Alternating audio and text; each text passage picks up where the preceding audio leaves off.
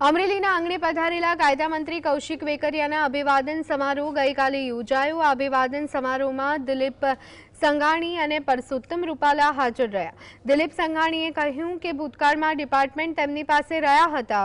તેઓને અનુભવ છે કે આવા વિભાગોમાં ઝીણવટભરી કાળજી લેવી પડે છે। કાયદાકીય મંજૂરીઓની જવાબદારી પણ જાળવવી પડે છે। તેમણે સ્પષ્ટ કહ્યું છે કે કૌશિકને કોઈ શીખ આપવાની અમારી મનોવૃત્તિ નહોતી, પણ એ વિભાગ મળવાથી અમને ગૌરવ છે અને તેઓ તેમાં સફળ થાય એ માટે શુભેચ્છા આપવામાં આવી હતી। તો બીજી તરફ દિવાળીના પર્વ પર સંઘાણી અને રૂપાલા ઉર્જા મંત્રી માતૃશ્રીને અભિનંદન આપવા દેવરાજિયા ગામે ગયા હતા।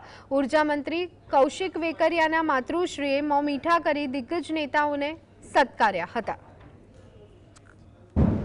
મેં કૌશિકભાઈને શીખ નહોતી આપી।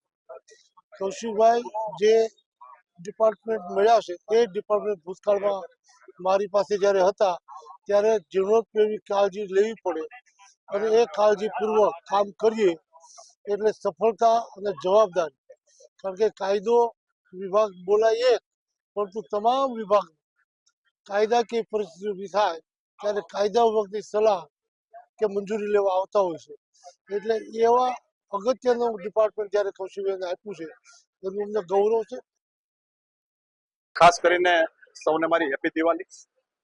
અમારી પ્રણાલિકા મુજબ અમારા વડીલો સાથે નવા વર્ષમાં દિવાળીના દિવસોની અંદર જિલ્લા ભાજપ પ્રમુખ, સાંસદ તમામ ટીમ બધા વડીલોને મળતા હોય છે। એ જ પ્રકારે આજે અમારા પૂર્વ કેબિનેટ મંત્રી આદરણીય દિલીપભાઈ સંઘાણી ઘરે દિવાળીની શુભેચ્છા મુલાકાત લીધી। દિવાળીના દિવસોની અંદર એમના પરિવાર સાથે મળી એમના આશીર્વાદ મળી શકે એ પ્રકારની વાતચીત કરી અને નવું માર્ગદર્શન મળે એ પ્રકારે એમની સાથે વાર્તાલાપ પણ કર્યો અને ખાસ કરીને દિવાળીના પર્વની બધાને હું ખાસ કરીને શુભેચ્છા આપું।